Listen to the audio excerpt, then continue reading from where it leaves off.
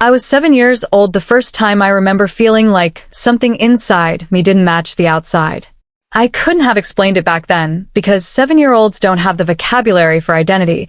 They only have feelings, and my feeling was a soft, persistent hum that said the world was reading me wrong. I remember standing in the hallway of our small house, watching my older sister get ready for a school dance, and feeling this ache in my chest that I couldn't name. It wasn't jealousy, not exactly.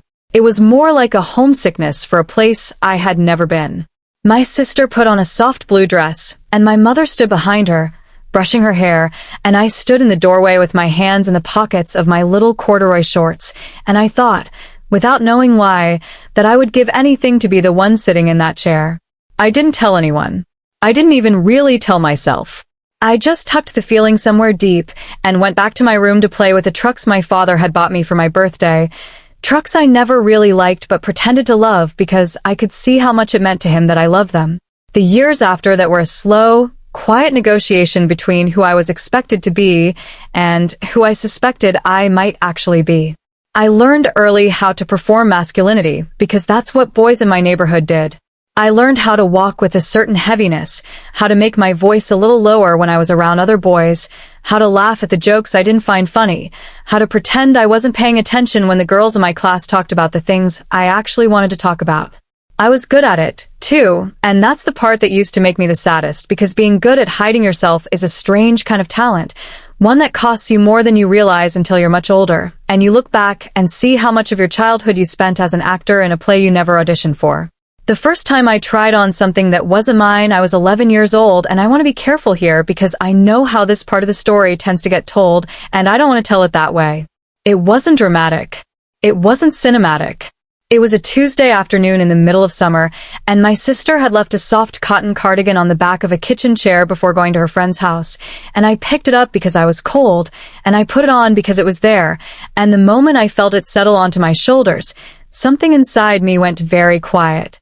It wasn't excitement. It wasn't shame. It was recognition. It was the feeling of finally sitting down after standing for a very long time.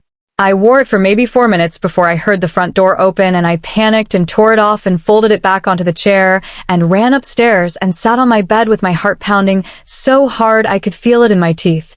And then I did what I would do 1,000 more times in the years to come. I told myself it was nothing. I told myself it wouldn't happen again.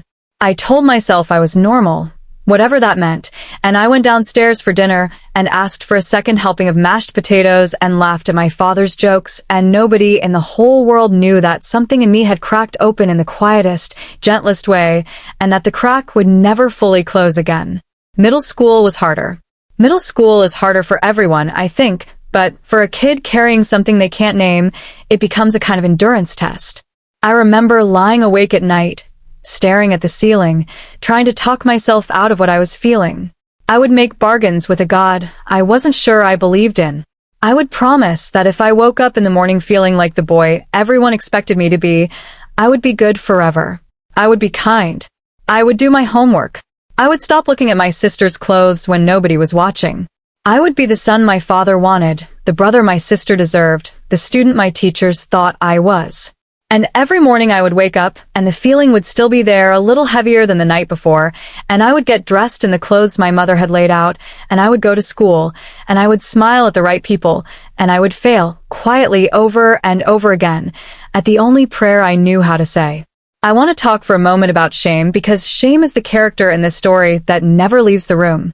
Shame was my earliest companion, and it took me a very long time to understand that shame is not the same thing as conscience. Conscience tells you when you have hurt someone. Shame tells you that you are, in your very essence, wrong. And I carried shame the way other kids carried backpacks, without thinking about it, without questioning it, assuming that everyone was carrying the same weight.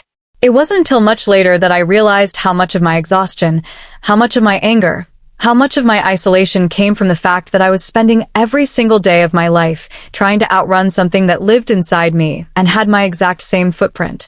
By the time I was 13, I had started to explore, quietly, in the small windows of privacy I could find.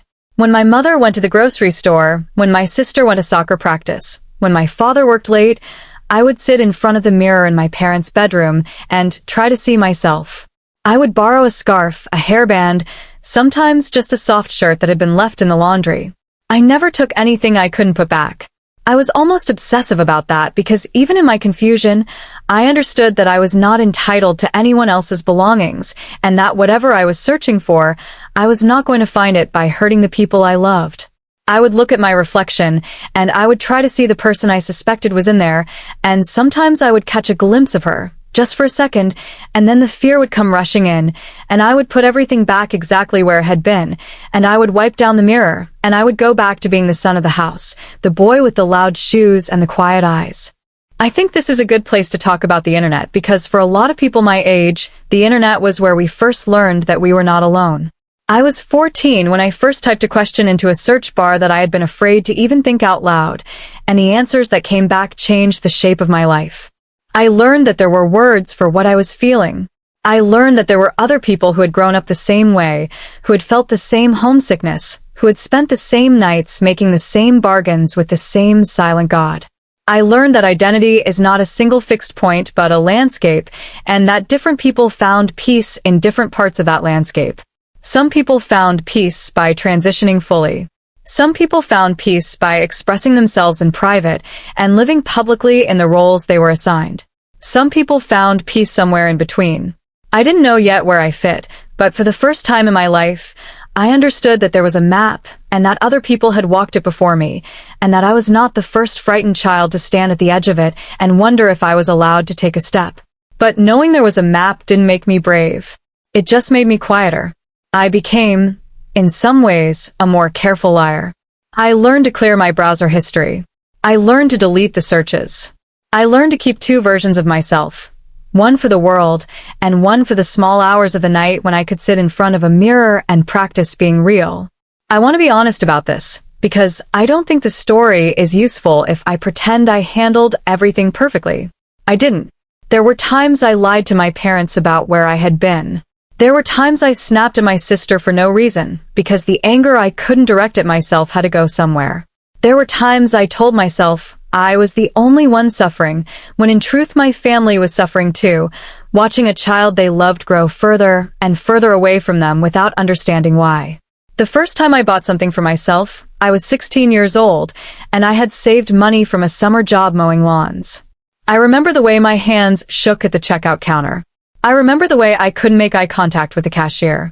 I remember walking home with the bag pressed against my chest, feeling like I was carrying something radioactive, something that might expose me if anyone looked too closely. When I got home, I hid it in a shoebox at the back of my closet, behind old textbooks and forgotten toys, and for 3 days I didn't open it. I just knew it was there, and knowing it was there was enough. On the 4th day, when the house was empty, I opened the box, and I sat on the floor of my room, and I held a soft folded piece of fabric in my hands, and I cried. Not because I was sad. Not because I was ashamed, though shame was still nearby. I cried because for the first time in my life, I owned something that belonged to the person I was becoming, and not to the person I had been told to be. That shoebox became a kind of secret altar. Over the next few years, it grew slowly, carefully, item by item, always paid for with my own money, always hidden with the same obsessive care. I never told anyone. I never went out in public. I never even wore anything for very long because the fear of being caught was almost as strong as the need to be seen. I would sit in my room, dressed in the closest approximation I could manage of the person I felt like inside, and I would look at myself in the mirror, and I would try to memorize the feeling because I knew that in 10 minutes I would have to put everything back in the box and slide the box back to the back of the closet and become, once again, the boy my family expected me to see when they looked at me. I want to pause here and say something about my mother because she is the center of the story, even though for most of my life, she didn't know she was. My mother was, and is, a woman of enormous quiet strength. She grew up in a family that didn't talk about feelings, and she raised us the best she could with the tools she had been given, which meant that love in our house was expressed through action rather than words. My mother showed love by making sure our lunches were packed. She showed love by staying up late to iron the shirt I needed for a school presentation. She showed love by driving my sister to practice in the rain and by sitting in the kitchen with a cup of tea when I came home late, not asking where I had been, just glad that I was safe. I didn't always understand her love when I was younger because I was looking for the loud kind, the kind you see in movies, and she gave me the quiet kind, the kind that only makes sense when you look back on it years later and realize that every single thing she did was a small act of devotion. I was 17 the day she found the box. I remember every detail of that afternoon with a clarity that still surprises me because I have forgotten so much else. It was a Thursday in late October. The light coming through the window was that soft gold color it gets when autumn is halfway through its work. I had come home from school and I had gone straight to my room and I had noticed, in that immediate way you notice when your space has been touched, that something was different. The closet door was open a little wider than I usually left it. The shoebox, which I kept behind a stack of old textbooks, had been moved. Not much, just enough that I could tell. And on my desk, folded neatly, was the soft cotton sweater I had bought 2 months earlier, the one I had hidden most carefully, the one that felt the most like me when I wore it. I stood in the doorway of my room, and I felt the floor drop out from under me. I don't know how long I stood there. It might have been a minute. It might have been 15. My whole body went cold in a way I have never felt before or since. I remember thinking very clearly that my life was over. Not my physical life, but the life I had built, the careful architecture of secrecy that had allowed me to function. I thought about running. I thought about pretending it wasn't mine. I thought about telling her it belonged to a friend, or to my sister, or to someone I had made up on the spot.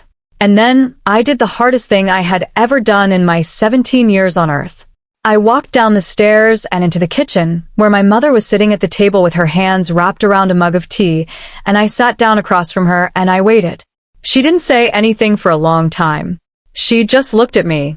And I want to tell you what I saw in her face, because I have thought about it 1,000 times since, and I still don't have the perfect word for it. It wasn't anger. It wasn't disgust. It wasn't even really surprise. It was something more like sorrow. But not sorrow for herself. Sorrow for me. Sorrow that I had been carrying something so heavy for so long, alone, in a house where she had been sitting right downstairs the whole time, willing to help if only she had known.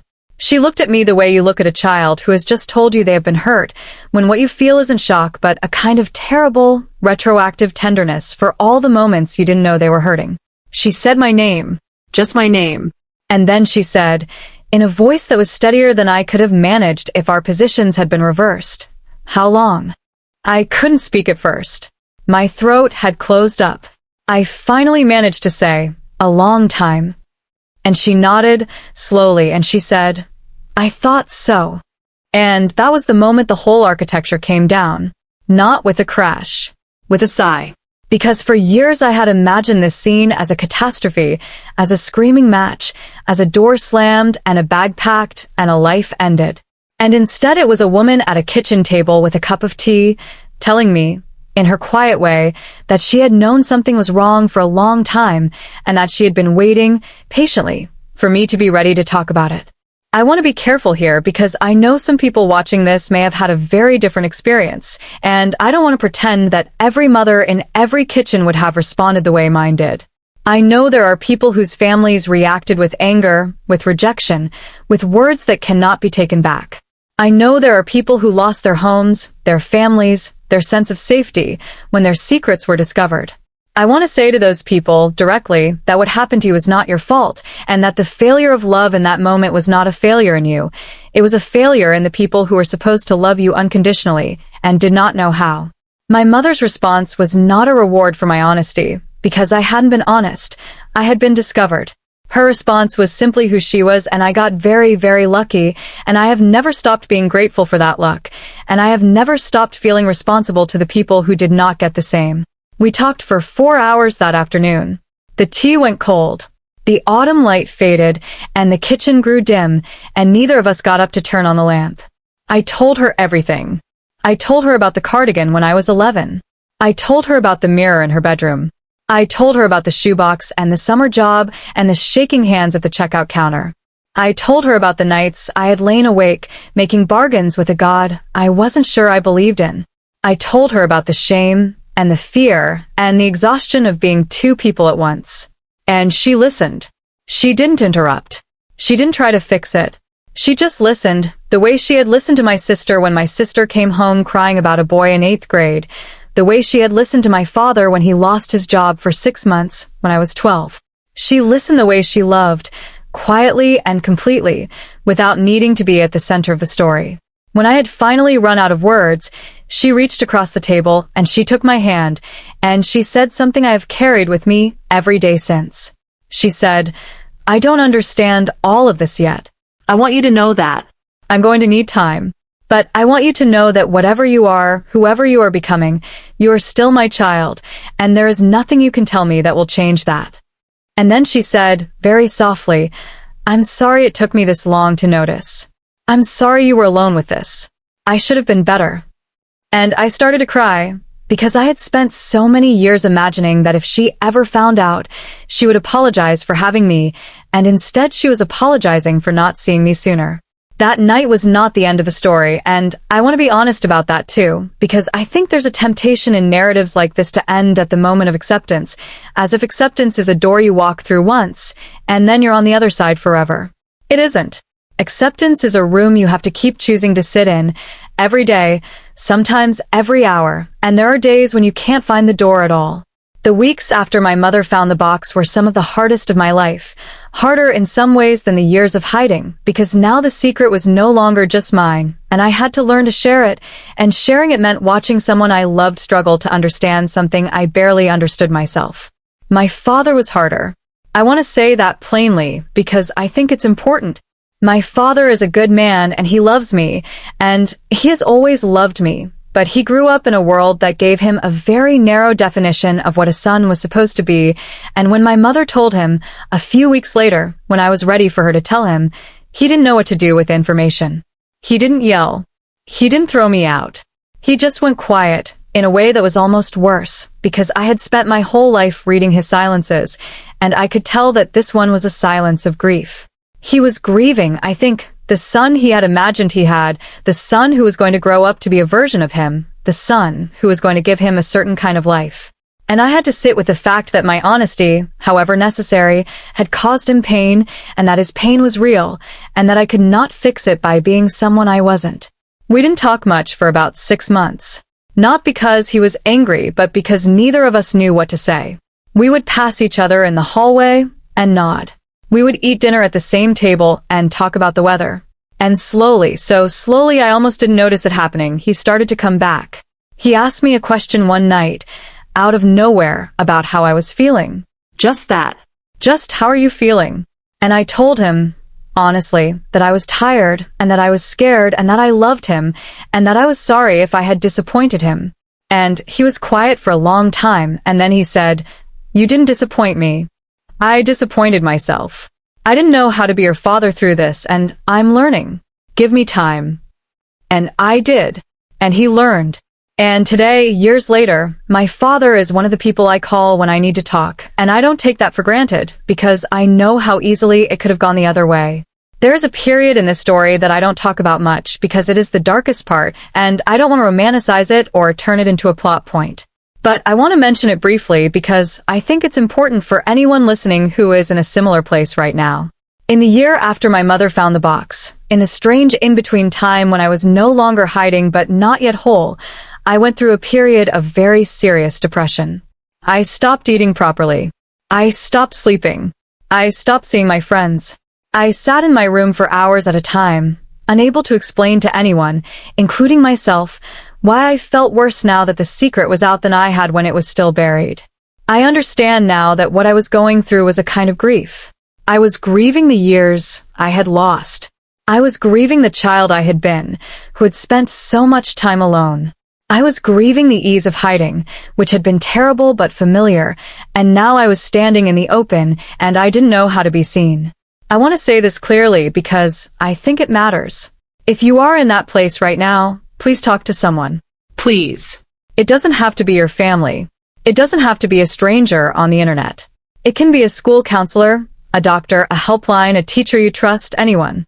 The mind, when it is carrying something too heavy, will tell you that you are alone, and it will tell you that things will never get better, and both of those things are lies. I know they feel true. I know the weight of them. I have felt them, but they're lies. There is help, and there are people who will listen, and there is a version of your life waiting on the other side of this moment that you cannot see from where you are standing right now. I got help. It took me a while to admit that I needed it because I had been trained by years of hiding to think that asking for help was the same as admitting defeat. It isn't. It's the opposite. Asking for help is the first act of the person you are becoming.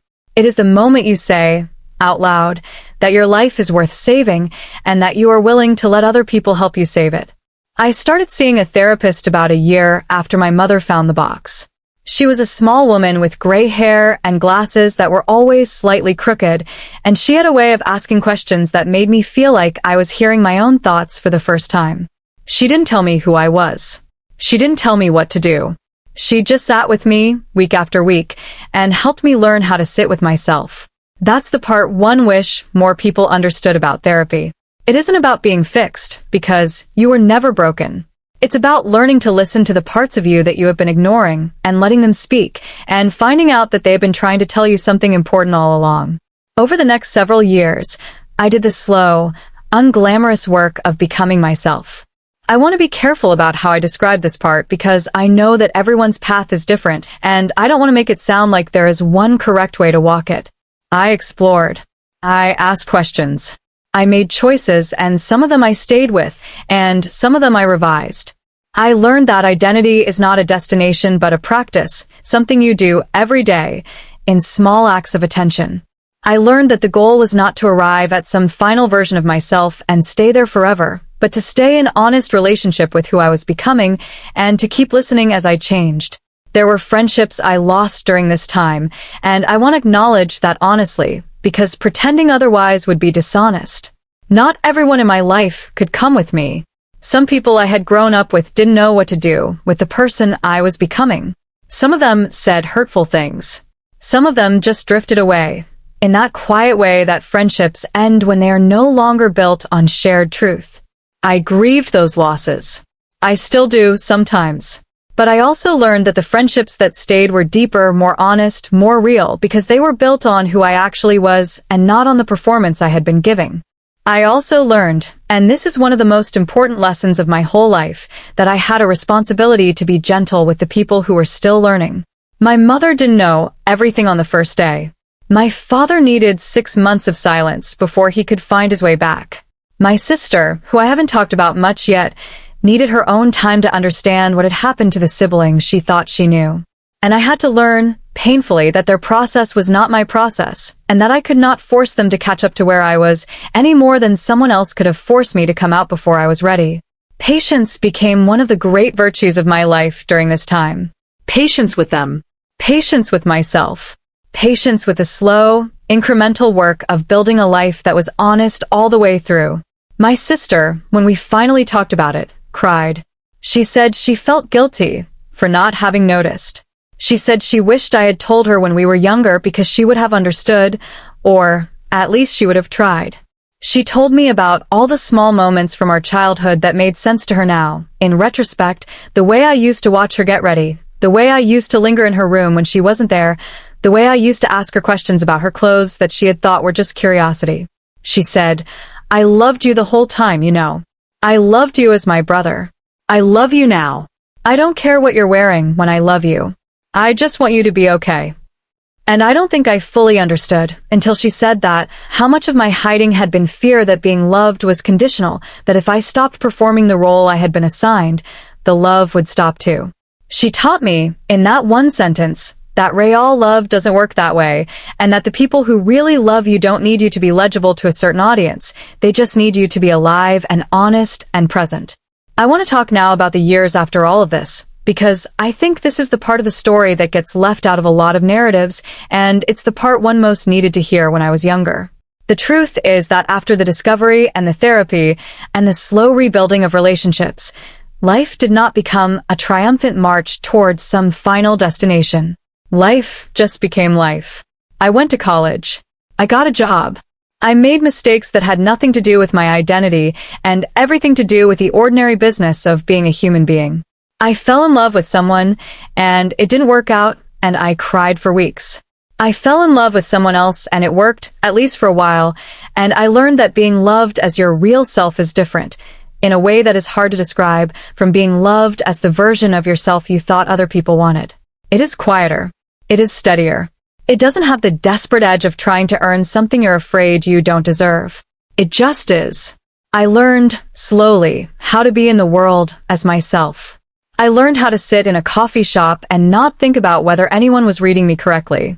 I learned how to answer questions honestly, when honesty was safe, and how to protect myself, without lying when it wasn't.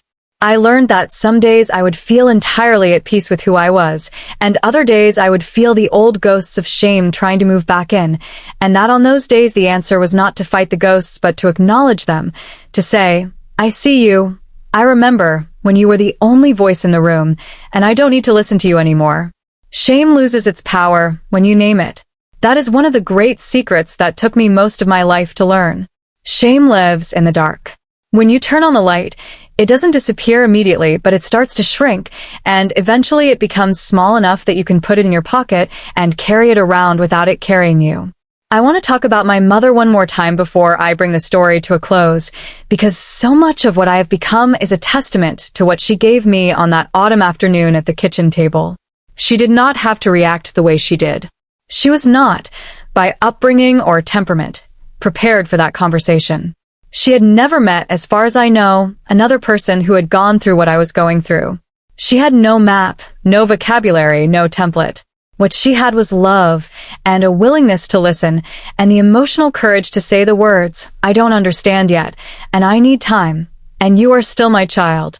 Those 3 sentences, spoken by a woman who had never expected to say them, changed the entire trajectory of my life.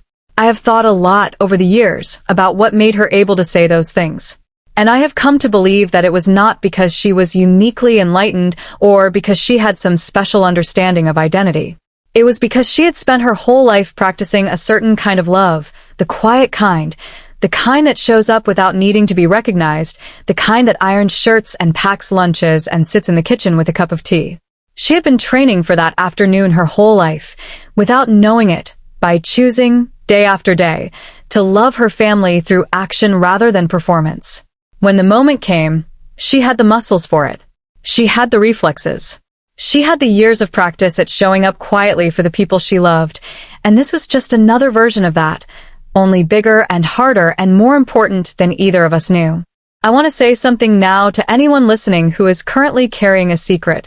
I want to say it directly, without any of the softening I have used in the rest of the story, because I think this part needs to be plain. Your secret is heavy. I know it is. I know the weight of it in the small hours of the morning. I know the way it makes ordinary conversations feel dangerous. I know the way it makes you flinch when someone gets too close to the topic. I know the exhaustion of maintaining 2 versions of yourself at once. And I want to tell you that you do not have to carry it alone forever. There is no timeline you have to follow. There is no correct age at which you have to tell someone. There is no rule that says you owe your truth to anyone before you are ready to give it. But I want you to know that there is another side to this. There are people, more than you might believe right now, who will love you when you finally let them see you. And even if the first person you tell doesn't respond the way you hoped, that doesn't mean the second person won't, or the third, or the community you haven't found yet. I also want to say something to the parents who might be listening, and to the siblings, and to the friends. If someone you love comes to you with a truth that surprises you, please, before anything else, take a breath. You do not have to have the perfect response. You do not have to understand everything immediately. You do not have to know the right words. What you have to do is stay in the room. Just stay. Don't leave. Don't say something you can't take back. Don't let your own fear speak for you. Sit down at the table with them, the way my mother sat down with me, and say the honest thing, whatever the honest thing is, even if the honest thing is, I don't understand yet, but I love you and I'm here and we will figure this out together. That is enough. That is more than enough. That is, in fact, everything. There is one more piece of this story I want to share because it feels like the natural place to end, and because it captures something about what I have learned that I don't know how to say any other way. A few years ago, on a quiet Sunday afternoon, my mother and I were sitting in her kitchen, drinking tea, the same way we had sat on that autumn afternoon so many years earlier. We were talking about something small, some family gossip, some minor news from the neighborhood. And at some point, In the middle of the conversation, she reached across the table and she put her hand on mine and she said, "I'm proud of you, you know. Not for anything in particular. Just for being who you are. For staying alive long enough to become yourself." And I didn't say anything because there was nothing to say. I just sat there with my hand under hers and I let myself feel it, the way I had spent so many years not letting myself feel anything, and I understood in that moment that this was what all the years of hiding had been leading toward. Not some dramatic transformation. Not some public declaration. Just this. A quiet kitchen. A cup of tea. A hand on a hand. A mother telling her child that they were seen, and that they were loved, and that the long, hard work of becoming had been worth it. I am not going to tell you exactly where I am on my own journey, because that part is mine, and because I don't want the specifics of my path to become a prescription for anyone else's. What I will tell you is that I am at peace, most days, with who I am. I have learned to hold the complicated parts of myself with kindness. I have learned to be patient with the people who are still catching up. I have learned to be patient with the parts of myself that are still becoming. I have learned that identity is not a problem to be solved, but a life to be lived, and that the living of it is the whole point. If you are watching this and you are struggling, I want you to hear me. You are not broken. You are not wrong. You are not the sum of the secrets you have carried. You are a person complete and worthy, exactly as you are in this moment, and also becoming, always becoming, into whoever you are on your way to being. The work is hard. The work is worth it. And the people who love you, the ones who really love you, are going to love you through all of it, and the ones who can't are going to teach you, painfully, that their love was never the love you needed anyway. I've told this story tonight because I remember, very clearly, being a child who had never heard a story like this, and I remember how much it would have meant to me to know that someone else had walked this road, and that on the other side of the fear was not catastrophe but a kitchen and a cup of tea and a hand on a hand. I hope this story finds someone who needs it. I hope it reaches a child sitting alone in a bedroom right now, staring at a shoebox in the back of a closet, wondering if their life is over. It isn't. I promise you. It's just beginning. And there are people out here waiting to meet you when you are ready, and no one is going to rush you, and no one is going to leave. Thank you for watching and spending this time with me. If this story helped you understand yourself or others a little better, feel free to explore more on the channel.